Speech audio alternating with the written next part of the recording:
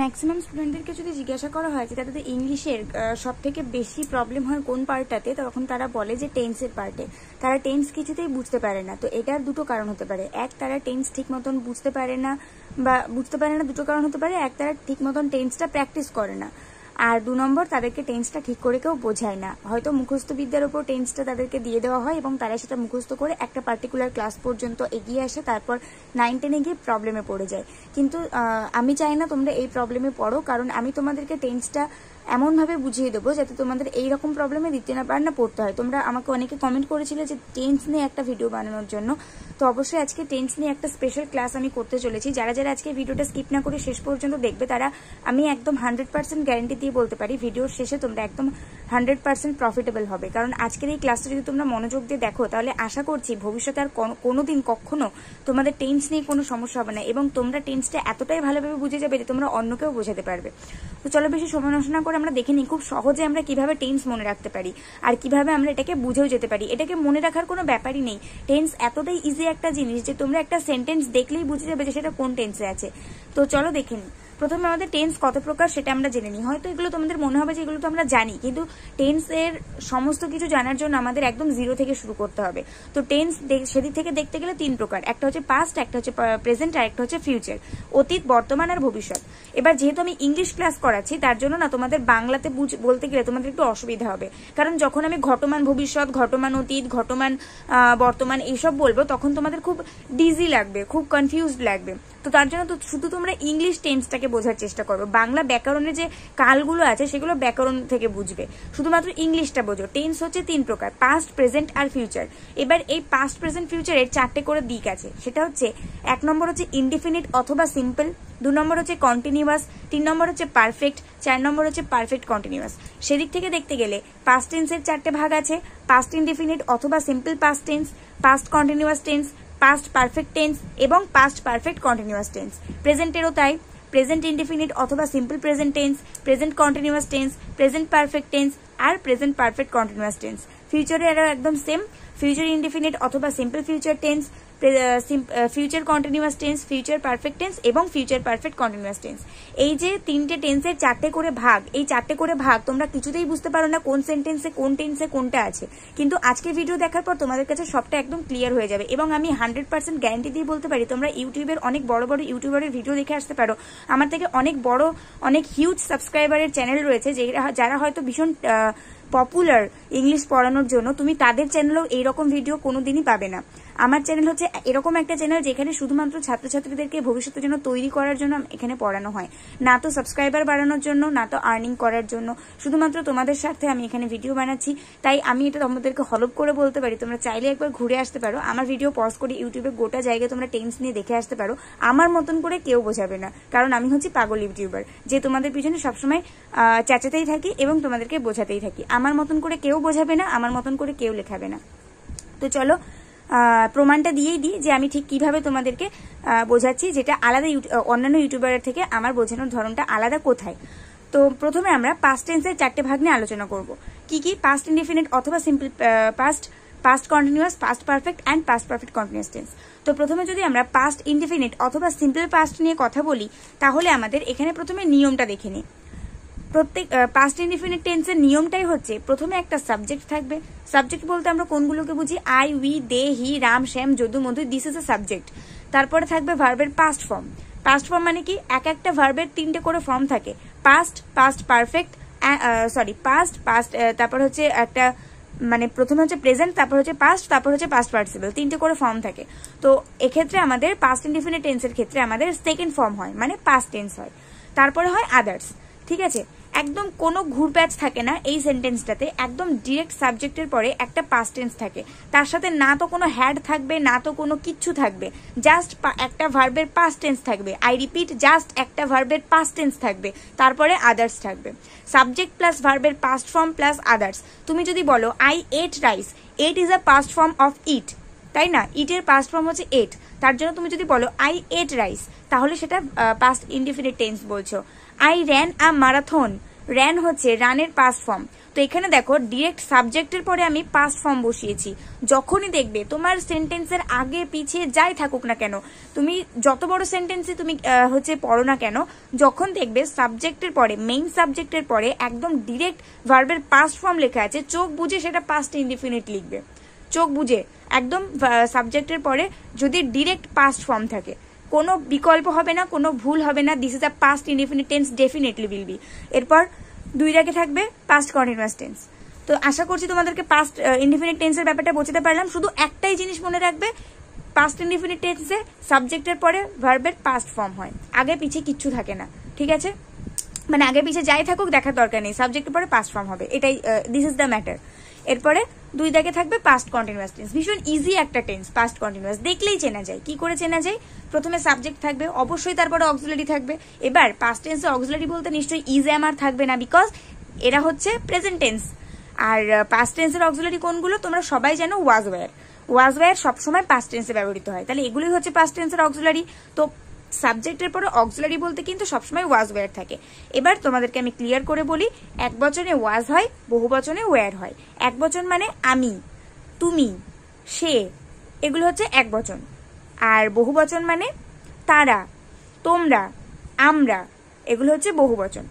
আর ইংলিশে বলতে গেলে singular number or plural number, I, me, you, he, she, Ramshyam, Jadu, মধু, এগুলো হচ্ছে সিঙ্গুলার, এগুলোর সাথে ওয়াজ হবে। এবং দে, দে আর হচ্ছে ইউ। ইউ কিন্তু ইংলিশে দুটো মিনিং হয় না, ঠিক আছে? ইউ মানে তুমি, আবার ইউ মানেই তোমরা। তাই ইউ এর সাথে ওয়াজও হবে, ইউ এর সাথে ওয়্যারও হবে। এবার সেটা সেন্টেন্সের উপর নির্ভর করছে যে ইউটা তুমি কি অর্থে ব্যবহার করছো। যদি আমি বলি স্টুডেন্টদের উদ্দেশ্যে সবাইকে বলি যে ইউ প্লিজ স্ট্যান্ড আপ, তাহলে কিন্তু তোমাদের সবাইকে বলা হচ্ছে যে তোমরা প্লিজ উঠে দাঁড়াও। আর যদি আমি পার্টিকুলার তোমাকে বলি যে আই এম টেলিং ইউ, আমি তোমাকে বলছি, তাহলে কিন্তু সেটা এক বচন হয়ে যাচ্ছে। ইউ এর দুটো মিনিং হয়, ঠিক আছে? তো এক্ষেত্রে ইউ, দে, এগুলোর সাথে ওয়্যার হবে, বিকজ এগুলো হচ্ছে প্লুরাল নাম্বার। তো ওয়াজ ওয়্যার হয় সবসময় সাবজেক্টের পরে, আর তার সাথে অবশ্যই ভার্বের প্রেজেন্ট ফর্ম থাকে, তার সাথে আইএনজি যোগ হয়। মানে ধরো ভার্বের প্রেজেন্ট ফর্ম হচ্ছে ইট, তার সাথে আইএনজি যোগ হলে হবে ইটিং। কিন্তু কখনোই এটিং হবে না, মানে এট হয়ে তার সাথে আইএনজি যোগ হবে না, কারণ ভার্বের পাস্ট ফর্মের সাথে আইএনজি যোগ হয় না। এটা একটা বিশাল গুরুতর অপরাধ। ভার্বের প্রেজেন্ট ফর্মের সাথে সবসময় আইএনজি যোগ হয়, আদার্স কোনো ফর্মের সাথে কিন্তু আইএনজি যোগ হয় না, ঠিক আছে? এরপরে আদার্স হয়, মানে বাদ বাকি যে সেন্টেন্সে যেগুলো থাকে সেগুলো হয়। আরো একবার রিপিট করছি, সাবজেক্টের পরে অক্সিলারি অর্থাৎ ওয়াজ ওয়্যার থাকে, এক বচন হলে ওয়াজ হবে, বহু বচন হলে ওয়্যার হবে। তারপরে ভার্বের প্রেজেন্ট ফর্মের সাথে আইএনজি যোগ থাকে, অর্থাৎ ভার্বের সাথে আইএনজি যোগ থাকে, তারপর আদার্স থাকে। তো তুমি যদি বলতে চাও ইট ওয়াজ স্নোয়িং ইয়েস্টারডে, অর্থাৎ দেখো ইট এখানে সাবজেক্ট, অক্সিলারি হিসেবে ওয়াজ বসেছে, because it is a singular number. এরপরে ভার্বের সাথে আইএনজি হয়েছে, মানে স্নোয়িং হয়েছে, তারপরে ইয়েস্টারডে তো আদার্স হিসেবে আমি রেখে দিয়েছি।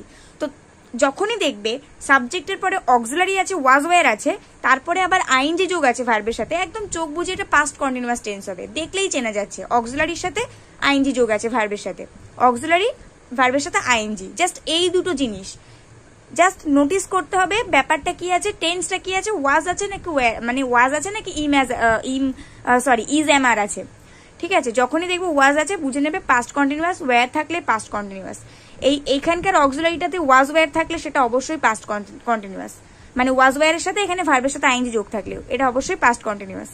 বুঝতে পেরেছো? ভিডিওটা শেষ হওয়ার পর কারোর যদি কোথাও কনফিউশন থাকে অবশ্যই আমাকে কমেন্টে জানাবে। এটা নিয়ে না হয় আমি আরেকদিন লাইভে চলে আসবো, সেখানে যদি কারোর কোনো কনফিউশন থাকে সেটা আমাকে জানাবে। আর তাহলে বুঝতে পারলে পাস্ট ইনডিফিনিট টেন্স হচ্ছে সাবজেক্টের সাথে ডিরেক্ট পাস্ট ফর্ম থাকবে, পাস্ট কন্টিনিউয়াস টেন্স হচ্ছে সাবজেক্টের সাথে ওয়াজ ওয়্যারের সাথে ভার্বের সাথে আইএনজি যোগ থাকবে, আগে পিছে কি আছে দেখার দরকার নেই, ঠিক আছে? এরপর আমরা চলে যাব থার্ডে, অর্থাৎ পাস্ট কি ছিল আমাদের, থার্ডে ছিল পাস্ট পারফেক্ট। তো আমরা চলে আসবো পাস্ট পারফেক্টে।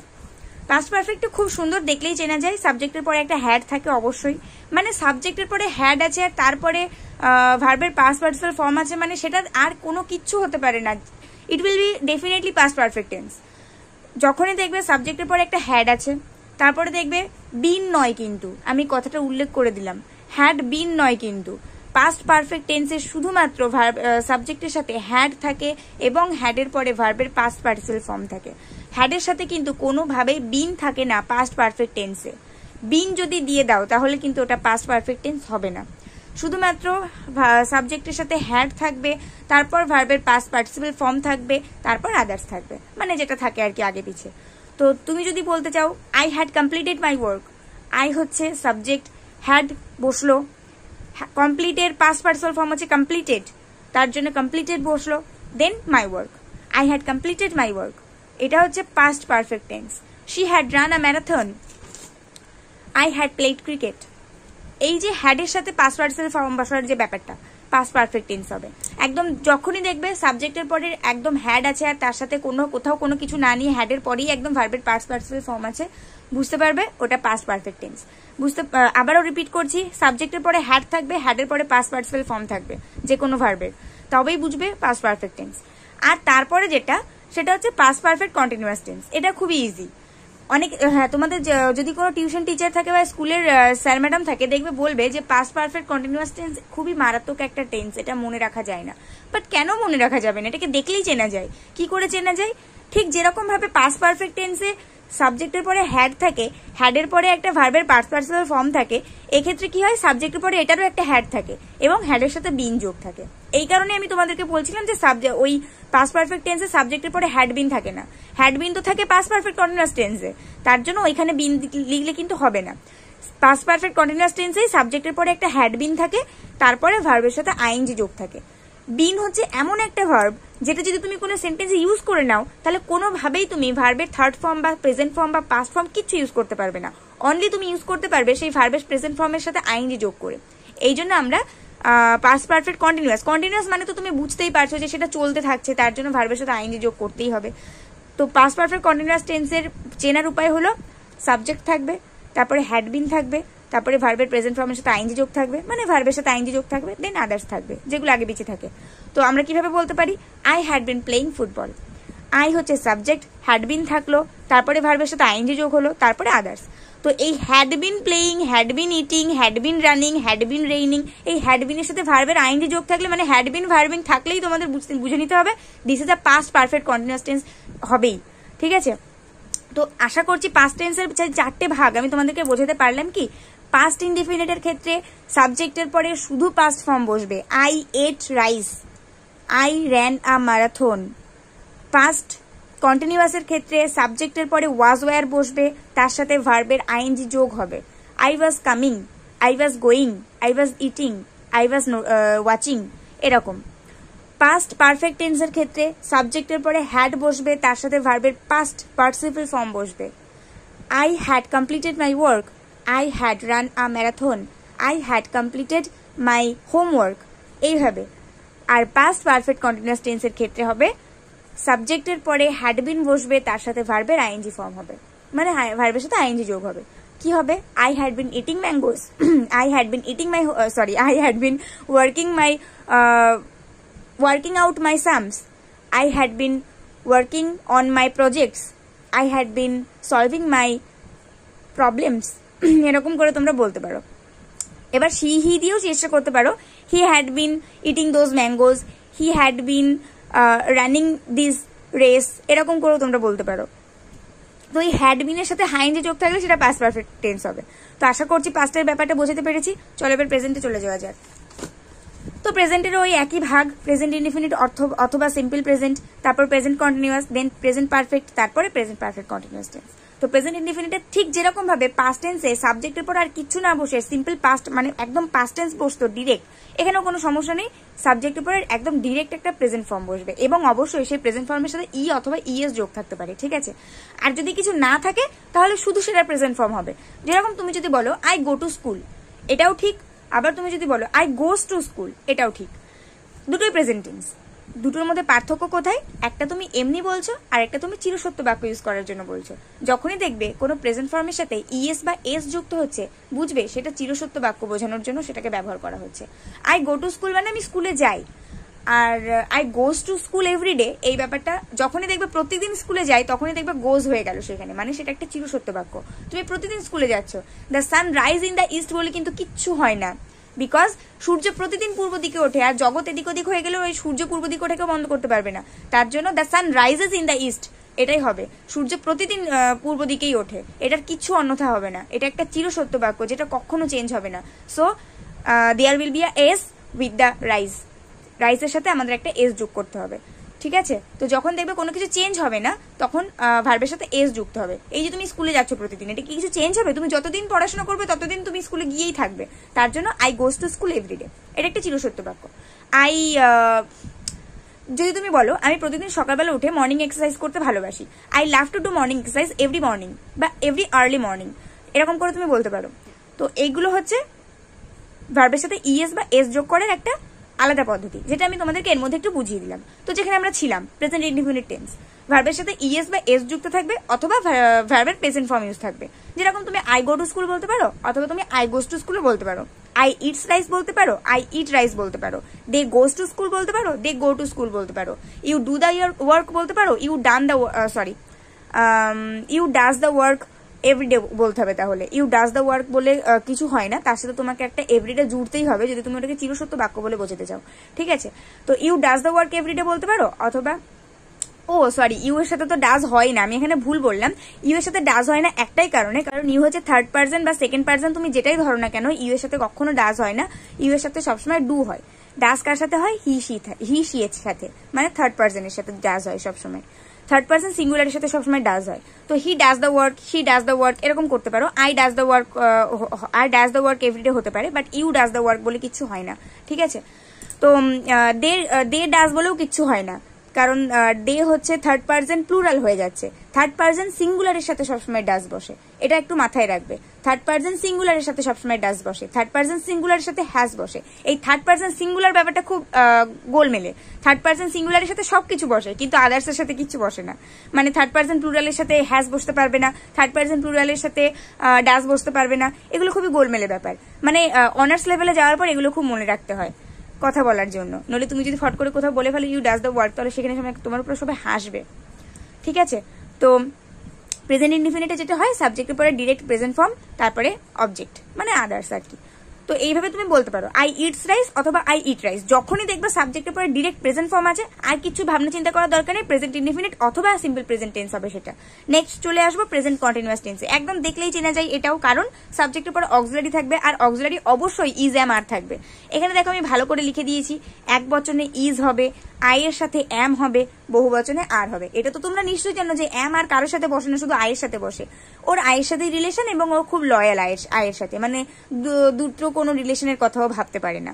তো আয়ের সাথে এম বসবে, বহু বচনে আর বসবে, মানে ইউ, দে, তারপরে আর কি যেগুলো বহু বচন হয় সেগুলোর সাথে আর বসবে। আর এক বচনে মানে হি, সি, রাম, শ্যাম, যদু, মধু, এরা আর কি ইজ বসবে, এদের সাথে ইজ বসবে।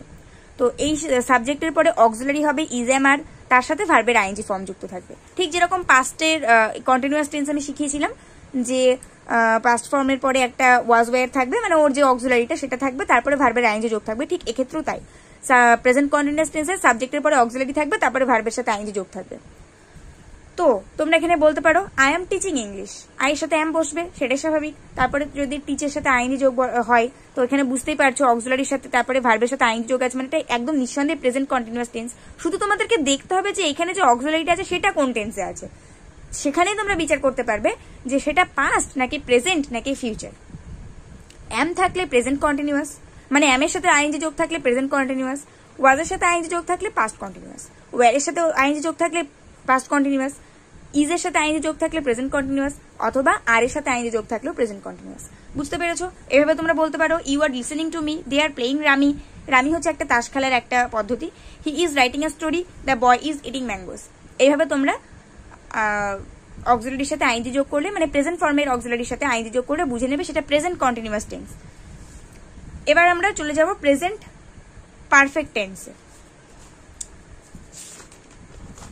প্রেজেন্ট পারফেক্ট টেন্সে আমাদের ব্যাপারটা খুবই সহজ। সাবজেক্টের সঙ্গে হ্যাজ অথবা হ্যাভ বসবে। বলে রাখি থার্ড পার্সন সিঙ্গুলারের ক্ষেত্রে হ্যাজ বসবে, থার্ড পার্সন প্লুরালের ক্ষেত্রে হ্যাজ বসে না, সেক্ষেত্রে হ্যাভ বসবে। যেরকম দে, দে মানে তারা, এটা কিন্তু থার্ড পার্সন কিন্তু এটা প্লুরাল বহু বচন, এটা কিন্তু সিঙ্গুলার নয়, তার জন্য দের সাথে হ্যাভ বসে, দের সাথে কিন্তু হ্যাজ বসে না।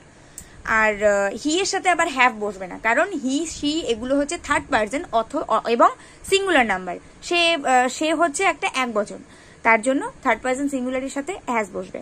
আর তাছাড়া তো আই, উই, দে এগুলোর সাথে হ্যাভই বসে, আর রামশ্যাম, যদু, মধু এগুলো তো থার্ড পার্সন সিঙ্গুলার নাম্বার হলে এদের সাথে হ্যাজই বসবে।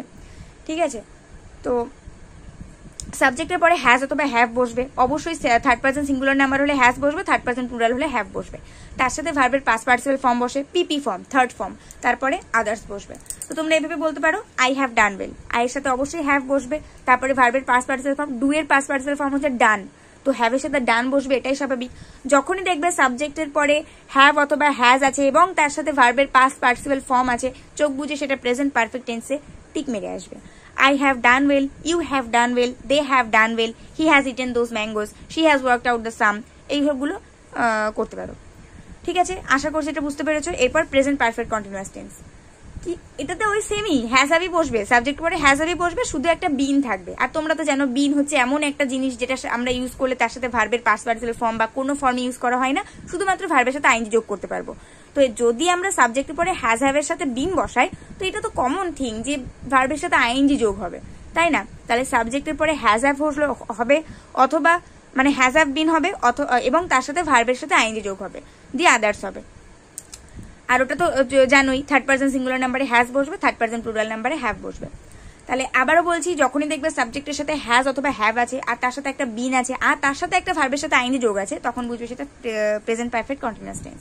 যেরকম I have been reading this book, she has been cooking the dish, তো হ্যাভ বিন এর সাথে রিডের আইএনজি যোগ আছে, রিডিং আছে, have been reading. Has been এর সাথে কুকের আইএনজি যোগ আছে, কুকিং আছে, হ্যাজ বিন কুকিং। এরকম ভাবে যখনই দেখবে হ্যাজ বিন হ্যাভ বিন এর সাথে ভার্বের আইএনজি যোগ আছে, তখনই বুঝবে সেটা present perfect continuous tense. Repeat করছি আরো একবার প্রেজেন্ট টেন্সের সবগুলো। প্রেজেন্ট ইনডিফিনিট টেন্স সাবজেক্টের সাথে ডিরেক্ট প্রেজেন্ট ফর্ম থাকবে, অথবা প্রেজেন্ট ফর্মের সাথে ইয়েস বা ইয়েস যোগ থাকতে পারে, মানে প্রেজেন্ট ফর্মই থাকবে, সাবজেক্টের পরে কোনো কিছু না হয়ে ডিরেক্ট প্রেজেন্ট ফর্ম বসবে। তারপরে প্রেজেন্ট কন্টিনিউয়াস, সাবজেক্টের পরে ইজ এম আর থাকবে, তার সাথে ভার্বের আইএনজি ফর্ম থাকবে, আইএনজি যোগ থাকবে, মানে is going, am going, are going এরকম ব্যাপার থাকবে, তাহলে সেটা প্রেজেন্ট কন্টিনিউয়াস। প্রেজেন্ট পারফেক্টে কি হবে, সাবজেক্টের পরে হ্যাজ অথবা হ্যাভ বসবে, তার সাথে ভার্বের পাস্ট পার্টিসিপল ফর্ম বসবে, মানে have done, has worked out এরকম। এরপর present perfect continuous tense, has have সাবজেক্টের পরে হ্যাজ হ্যাভ এর সাথে বিন বসবে, তারপরে ভার্বের আইএনজি বসবে। সাবজেক্টের পরে হ্যাজ হ্যাভ এর সাথে বিন বসবে, তারপর ভার্বের সাথে আইএনজি বসবে, মানে have been doing, have been reading, have been eating, has been eating, has been doing, এইসব ব্যাপার আর কি। তো প্রেজেন্ট টেন্সের ব্যাপারটা বুঝতে পারলে। এবং লাস্ট যেটা আমাদের পড়ে আছে ফিউচার, এবং এটা খুবই ইজি একটা টেন্স, যেখানে শুধুমাত্র উইল এবং শ্যাল হয়, আর কোনো অক্সিলারি ইউজ হয় না। উইল এবং শ্যাল দিয়ে আমরা বুঝতে পারি ফিউচার টেন্সে আছে। উইল এই ব্যাপারটা আমি একটু বলে রাখি, শ্যাল উইলের ব্যাপার নিয়ে অনেকের একটু কনফিউশন থাকে, ভালো করে এখানটা বোঝো। শ্যাল এবং উইল এই দুটো হচ্ছে এমন একটা ভার্ব যেটা সবার সাথে সবাই বসে না। কেন? কারণ আই আর উইর সাথে শুধু শ্যাল বসে, আর ইউ, হি, সে, দে, রাম, শ্যাম, যদু, মধু এইসবের সাথে উইল বসে। হ্যাঁ, এবার আই এবং উই অলরাউন্ডার, এদের মানে ক্যারেক্টারের কোনো ঠিক নেই বলতে পারো। আই এবং উই হচ্ছে শ্যালের সাথেও বসতে পারে, উইলের সাথেও বসতে পারে, এরা হচ্ছে অলরাউন্ডার। এরা শ্যালের সাথে বসলেও শ্যাল এদেরকে গ্রহণ করে, উইলের সাথেও বসলেও উইল এদেরকে গ্রহণ করে। এদের হচ্ছে ইংলিশ গ্রামারে এরা অলরাউন্ডার, সবার সাথে বসতে পারে। I will, I are we, ঠিক আছে? তো এই জন্য এদেরকে নিয়ে অত চিন্তা করা দরকার নেই। চিন্তাটা কাদেরকে নিয়ে করবে? হি, সি, দে, ইউ, রাম, শ্যাম এদেরকে নিয়ে চিন্তাটা করবে। রাম, শ্যাম মানে আর কি থার্ড পার্সন যারা আর কি, তাদেরকে নিয়ে চিন্তাটা করবে, কারণ এদের সাথে কখনোই শ্যাল বসতে পারবে না, এদের সাথে উইল বসতে পারবে। শ্যাল প্রচুর লয়াল, শ্যাল শুধু আই এবং উইর সাথেই কথা বলে, আর কারোর সাথে কথা বলে না। আর ইউ, সি, হি, দে এগুলো হচ্ছে উইলের সাথে বসে, ঠিক আছে? তো উইল আর শ্যাল এরা হচ্ছে ফিউচার টেন্সে বসে। তো যদি আমরা প্রথমে ফিউচার টেন্সে সিম্পল ফিউচার অথবা ফিউচার ইনডিফিনিট নিয়ে আলোচনা করতে চাই, একদম সেম ওই পিছনের গুলোর মতনই এটার সাথে সাবজেক্টের সাথে ডিরেক্ট উইল অথবা শ্যাল বসবে, আর তার সাথে ভার্বের একটা প্রেজেন্ট ফর্ম বসবে। উইল আর শ্যাল ছাড়া কিন্তু জীবনেও ফিউচার টেন্স হয় না, তার জন্য সাবজেক্টের পর ডিরেক্ট, তো উইল শ্যাল প্রথমেই থাকছে সাবজেক্টের পরে, এরপর হবে ভার্বের প্রেজেন্ট ফর্ম, দেন একটা আদার্স থাকবে বা যেরকম থাকে আর কি আগে পিছে। তো তুমি বলতে পারো I shall go to school, I will go to school, দুটোই ঠিক। We shall do this, we will do this, এটাও দুটোই ঠিক। you will eat this, they will see this। ব্যাপারটা নোটিস করছো? উইল অথবা শ্যাল থাকছে সাবজেক্টের পরে, তারপরে ভার্বের প্রেজেন্ট ফর্ম থাকছে। শ্যালের সাথে প্রেজেন্ট ফর্ম, উইলের সাথে প্রেজেন্ট ফর্ম, এগুলো কিন্তু ফিউচার ইনডিফিনিট টেন্স অথবা simple present simple future tense. ঠিক আছে, তো এবার তোমাদেরকে আমি এখানে একটা জিনিস বুঝিয়ে রাখি, সেটা হচ্ছে আমি এটা অনেক ভিডিও বানিয়েও বুঝিয়েছি, লং ভিডিও শর্ট ভিডিও সবই আপলোড করা আছে, তবু এখানে আমি যখন বোঝাচ্ছি প্রসঙ্গত একটু বুঝিয়েই দিই। সেটা হচ্ছে শ্যাল আর উইলের মধ্যে পার্থক্য কোথায়। তোমরা অনেকেই বলবে যে শ্যাল আর উইলের মধ্যে পার্থক্য কোথায়। দেখো, প্রথাগত কোনো নিয়ম নেই যে কেন শ্যাল আই এবং উইর সাথে বসে আর ওদের সাথে কেন বসে না, এরকম কোনো প্রথাগত নিয়ম নেই। আমি ইংলিশ টেন্স বই পড়েছি এবং গ্রামার বই পড়েছি, সেখানে আমি ওইটাই পড়ে এসেছি যে এই প্রথাগত নিয়মে ওরা ওদের সাথেই বসে, আই এবং উই শ্যালের সাথেই বসে, আর কারো মানে উই শ্যাল ওদের সাথেই বসে, আর কারোর সাথে বসে না। তো এটার কোনো প্রথাগত নিয়ম নেই যে কেন বসে না, কিন্তু দুটোর মধ্যে একটা পার্থক্য আছে, যেটা তোমাদেরকে আমার মনে হয় কোনো টিচার বলতে পারবে না।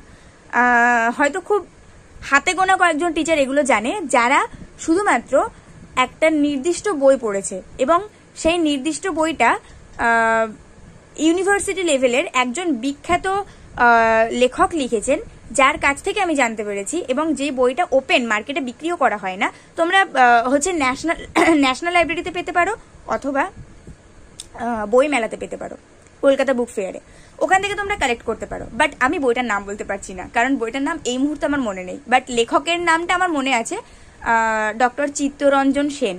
ঠিক আছে, উনি কিন্তু ইংলিশে ডক্টরেট করেছেন এবং ওনার নালন্দা বিশ্ববিদ্যালয় পর্যন্ত নলেজ আছে, এবং উনি এই বইটা লিখেছেন। আর সেখানে তো উল্লেখ করেছেন শ্যাল এবং উইলের মধ্যে পার্থক্য কোথায়। তো ম্যাক্সিমাম টিচারাই এটা জানেন না, ম্যাক্সিমাম স্টুডেন্টরাও এটা জানেন না।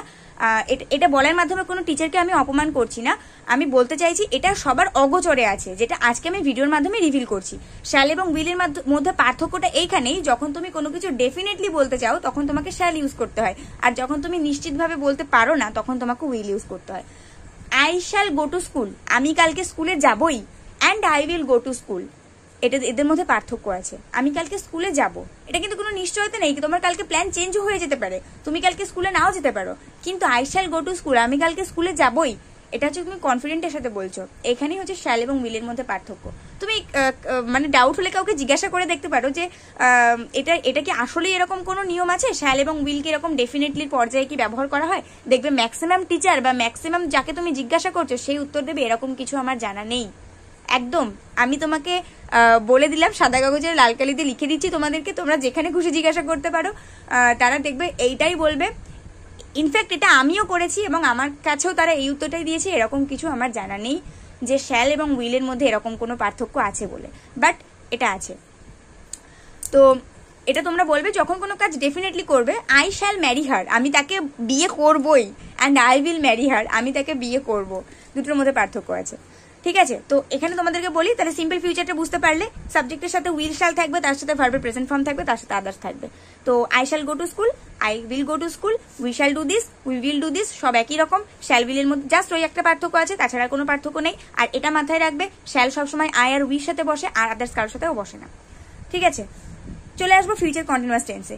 এটাও ভীষণ সহজ, দেখলেই চেনা যায়, কারণ উইল শ্যাল তো হবেই, আমি বলেই দিলাম ফিউচার টেন্সে উইল শ্যাল ছাড়া কিচ্ছু হবে না, উইল শ্যাল হবেই, আর তার সাথে কি হবে, সিম্পল ভার্বের সাথে আইএনজি যোগ হবে, কারণ কন্টিনিউয়াস টেন্সে ভার্বের সাথে আইএনজি যোগ সবসময় হয়ে থাকে। সাবজেক্টের সাথে উইল শ্যাল থাকলো, হ্যাঁ এখানে আরেকটা চেঞ্জ আছে, সেটা হচ্ছে বি থাকবে একটা। ঠিক আছে, ফিউচার কন্টিনিউয়াস টেন্সের ক্ষেত্রে একটা বি থাকবে, উইল শ্যালের সাথে একটা বি থাকবে, তারপরে গিয়ে ভার্বের সাথে আইএনজি যোগ হবে। ঠিক আছে, তো যখনই দেখবে সাবজেক্টের সাথে উইল শ্যাল আছে, তার সাথে বি আছে, তার সাথে ভার্বের আইএনজি যোগ আছে, চোখ বুঝে সেটা ফিউচার কন্টিনিউয়াস টেন্স করে আসবে। উদাহরণ হিসেবে বলতে পারো, I shall be going to school, I will be going to school, she will be eating this. ঠিক আছে, এরকম তোমরা বলতে পারো, she will be eating this, she will be watching this, এরকম তোমরা বলতে পারো। যখনই দেখবে সাবজেক্টের পরে উইল শ্যাল এর সাথে বি আছে, তার সাথে ভার্বের সাথে আইএনজি যোগ আছে, তখনই বুঝবে সেটা future continuous tense. Is that clear? Next পার্টে চলে যাব, ফিউচার পারফেক্ট টেন্সে। এটা খুবই সহজ, শ্যাল উইলের সাথে হ্যাভ বসবে। আরেকটা কথা তোমাদেরকে বলে দিই, ফিউচার টেন্সে না হ্যাজ এর কোনো কাণ্ড থাকে না, মানে ফিউচার টেন্সে কখনো হ্যাজ বসে না, কোথাও বসে না, কারণ হ্যাজ শুধুমাত্র পাস্ট এবং প্রেজেন্ট ফর্মেই বসে। ফিউচার টেন্স মানে প্রেজেন্ট ফর্মে বসে আর কি, পাস্ট টেন্সেও হ্যাজ বসে না, পাস্ট টেন্সে শুধু হ্যাড বসে, তোমরা দেখে আসলে আমি করে আসলাম। আর হ্যাজ শুধুমাত্র প্রেজেন্ট টেন্সে বসে, অবশ্যই হ্যাজের সাথে পাস্ট পার্টিসিপাল ফর্ম বসে, কিন্তু হ্যাজ সবসময় প্রেজেন্ট টেন্সে বসে। ঠিক আছে, পাস্ট টেন্সে বসে না। আর ফিউচার টেন্সে হ্যাজের কিচ্ছু থাকে না, ফিউচার টেন্সে সবসময় হ্যাভ বসে। হ্যাভের একটা আলাদাই সম্মান আছে, মানে প্রেজেন্টেও থাকছে ফিউচারেও থাকছে, একটা বিশাল ব্যাপার আর কি। তো শ্যাল উইলের সাথে হ্যাভ থাকে, আর ভার্বের সাথে ভার্বের পাস্ট পার্টিসিপাল ফর্ম বসে। মানে হ্যাভের সাথে তো তোমরা জানোই যে পাস্ট পার্টিসিপাল ফর্ম বসে, হ্যাভের সাথে কখনো কিন্তু এই জিনিসগুলো মাথায় রাখবে, এগুলো হচ্ছে ছোট্ট ছোট্ট ব্যাপার, যেগুলো যদি তোমরা হারিয়ে ফেলো তোমাদের স্মৃতি থেকে, তাহলে ইংলিশটা তো পুরো আউট হয়ে যাবে।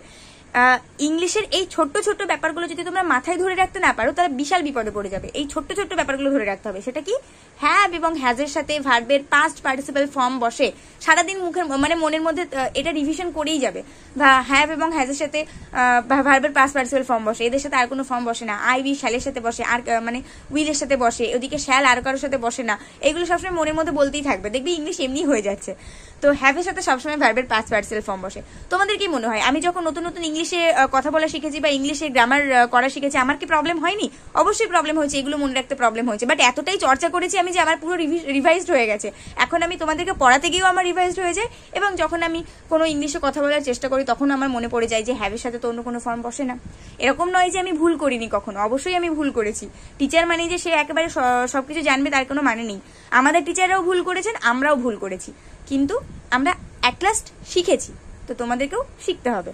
তো এখানে যখনই দেখবে সাবজেক্টের সাথে শ্যাল উইল আছে, তার সাথে হ্যাভ আছে, আর তার সাথে ভার্বের পাস্ট পার্টিসিপাল ফর্ম আছে, মানে উইল হ্যাভ বিন, মানে বিনটা বাদ দাও, will have executed, will have played, will have গান, শ্যাল হ্যাভ প্লেড, এরকম যখনই থাকবে মানে আর কি উইল শ্যালের সাথে হ্যাভের সাথে আর কি ভার্বের পাস্ট পার্টিসিপাল ফর্ম থাকবে, তখন বুঝে নেবে সেটা ফিউচার পারফেক্ট টেন্স। ঠিক আছে, এরপরে ফিউচার পারফেক্ট কন্টিনিউয়াস টেন্স। এটাও দেখবে ম্যাক্সিমাম টিচাররা বলে থাকে যে এটা একটা মারাত্মক টেন্স, বাট মারাত্মক টেন্স নয়। এটা আমাদের মনে রাখতে গেলে কিরকম করতে হবে, ঠিক যেরকম সাবজেক্টের সাথে মানে ফিউচার পারফেক্ট টেন্সের সাথে ঠিক যেরকম শ্যাল উইলের সাথে একটা হ্যাভ হচ্ছিল, এখানে জাস্ট দুটো চেঞ্জ আছে। কি, শ্যাল উইলের সাথে একটা হ্যাভ তো অবশ্যই বসবে, তার সাথে একটা বিন বসবে। আর তোমরা তো জানো যে এই কন্টিনিউয়াস মানে পারফেক্ট কন্টিনিউয়াসের ব্যাপারে একটা বিন সবসময় থাকেই। পারফেক্ট কন্টিনিউয়াস একটা বিন থাকবে না, এটা কখনো হতে পারে না। তো পারফেক্ট কন্টিনিউয়াসে শ্যাল উইলের সাথে একটা হ্যাভ বিন থাকবে, আর তার সাথে ভার্বের আইএনজি ফর্ম তো অবশ্যই হবে, এবং তারপরে আদার্স থাকবে। আর তারপরে যে একটা ছোট্ট চেঞ্জ সেটা হচ্ছে একটা টাইম উল্লেখ থাকবে। হয় বলা থাকবে যে সকাল পর্যন্ত, 8 ঘন্টার জন্য, সকাল 8টা পর্যন্ত, মানে একটা যে কোনো একটা টাইম বা দিনের যে কোনো একটা সময় এই ব্যাপারটাতে উল্লেখ থাকবেই।